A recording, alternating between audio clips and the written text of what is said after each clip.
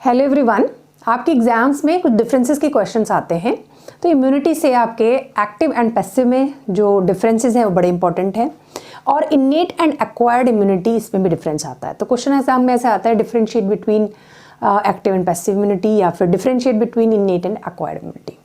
तो हम डिस्कस करते हैं सबसे पहले इनेट एंड एक्वायर्ड इम्यूनिटी में क्या डिफरेंसेस हैं।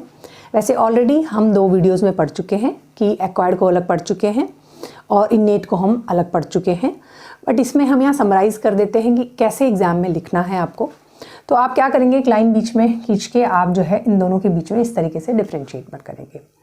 बाकी डिपेंड करता है कितने मार्क्स का क्वेश्चन है। तो आप चाहें तो एक स्टार्टिंग का इंट्रोडक्शन लिख के फिर आप ऐसे कर सकते हैं, otherwise this method is equally good.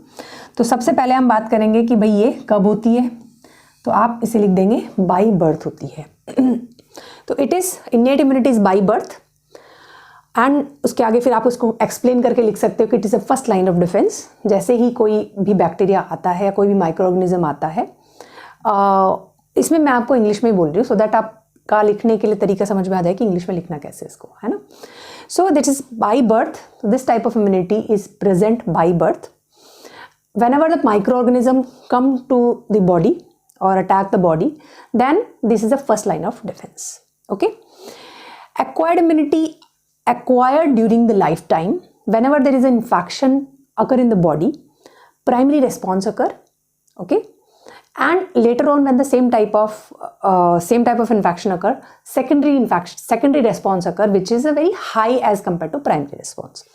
तो आप ऐसा करके भी लिख सकते हो, सीधा लिख सकते हो कि acquired, it is acquired during the life time by prior exposure of infections.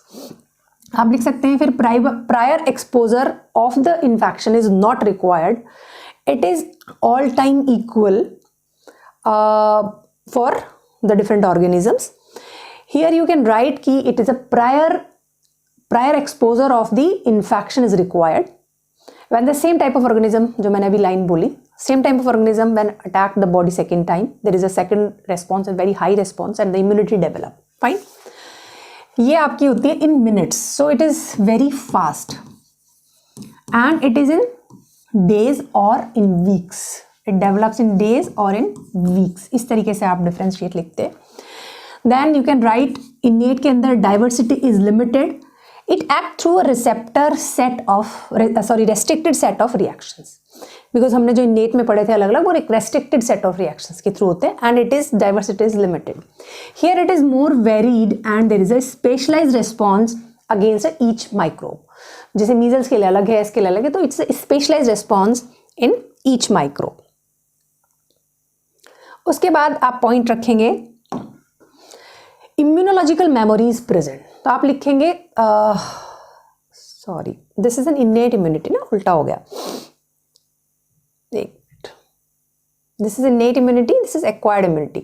So immunological memory is not present here, immunological memory is absent here, and in this case immunological memory in the acquired immunity is present. तभी तो ऐसा होता है ना, primary response और secondary response acquired immunity में मिलता है, क्योंकि वहां पर इम्यूनोलॉजिकल जो मेमोरी प्रेजेंट, इसमें लिख देते हैं आप पूरा immunological memory is present in this case. Microbial antigen, innate immunity develops against antigen shared by many microbes, क्योंकि ये ऐसा नहीं है कि स्पेसिफिक ऑर्गेनिज्म के अगेंस्ट स्पेसिफिक होगी, कई तरह के माइक्रोब्स, उनके ऊपर कुछ वो होते हैं जिनको हम लोग बोलते हैं कि भाई मतलब एंटीजन होते हैं जो कॉमन होते हैं, मतलब बहुत सारे ऑर्गेनिज्म शेयर करते हैं उसको, कॉमन सब में हो सकते हैं, बहुत सारे मतलब सब में नहीं, बहुत सारों में हो सकते हैं। माइक्रोब एसोसिएटेड मॉलिक्यूलर पैटर्न बोलते हैं, यानी कि किसी माइक्रोब के साथ एसोसिएटेड है, माइक्रोब मतलब कोई भी बैक्टीरिया, वायरस, फंजाई, कुछ भी, उसके साथ एसोसिएटेड है मॉलिक्यूलर पैटर्न। तो मॉलिक्यूल्स का एक पैटर्न है उसकी सरफेस पे जिसको ये रिकॉग्नाइज कर रहे हैं। तो ये क्योंकि नेड है, नॉन स्पेसिफिक है, तो they are acting against those antigen जो कि which are shared by many microbes, बहुत सारे माइक्रोब से शेयर्ड है। ये अगेंस्ट होते हैं, they are against by specific microbe, तो स्पेसिफिक माइक्रोब के अगेंस्ट स्पेसिफिक मैकेनिज्म है, और उसी माइक्रोब के अगेंस्ट ये स्पेसिफिकली प्रोड्यूस करेंगे एंटीबॉडीज या फिर आगे जो भी मैकेनिज्म इसकी इम्यूनिटी की रहती है। अब बात करते हैं इनके रिसेप्टर्स की। तो हमें पता है कि इसमें जो रिसेप्टर्स है वो host cell receptor non specific है। नॉन स्पेसिफिक मतलब ऐसा नहीं है कि ये कौन से रिसेप्टर पे जुड़ेगा, अलग अलग एंटीजन सेम टाइप के रिसेप्टर पे जुड़ सकते हैं, जिसको हम for example toll like receptors होते हैं होस्ट पर। यहाँ पर स्पेसिफिक रिसेप्टर हैं, जैसे टी सेल रिसेप्टर्स हैं, बी सेल रिसेप्टर्स हैं, तो वो बहुत ही स्पेसिफिक टाइप के रिसेप्टर्स हैं। कंपोनेंट्स में आपने जो भी पढ़े हैं आप उनको और डिटेल में लिख सकते हैं। हमारे शॉर्ट में जस्ट एक आपके याद रखने के लिए एक पॉइंट रख दिया कि बैरियर मेथड लिख सकते हो आप, जिसमें आपका आगे आ जाएगा एनाटॉमिकल एंड फिजियोलॉजिकल। फिर आप वही करोगे, एनाटॉमिकल में आप स्किन म्यूकोजा है ना, फिर फिजियोलॉजिकल में टेम्परेचर है, पीएच है, और बाकी टीयर सलाइवा इन सब में क्या क्या चीज़ें निकलती हैं फिजियोलॉजिकली वो आप लिख सकते हो।